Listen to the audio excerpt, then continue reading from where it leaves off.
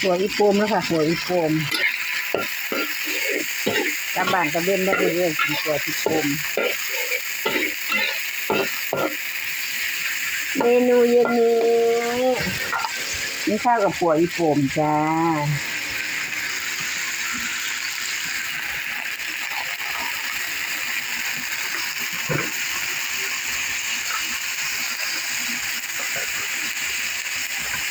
ใส่รสดีนิดหน่อย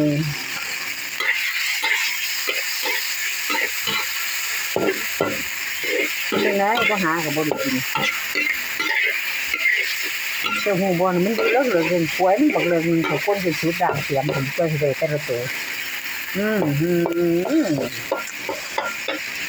แต่มันอร่อยคุ้มค่านะมี3 ตัวหาตัวมันไม่เจอลุ้มเลิกลายมันโบบันอีโปมตัวหน่อยมันก็ไปเจอจ้าหน้าทำไปกินเสาก็ป่วยอีโปมกันได้จ้าหน้าดูสะอาดหน้าแมลงมากินเสาได้จ้า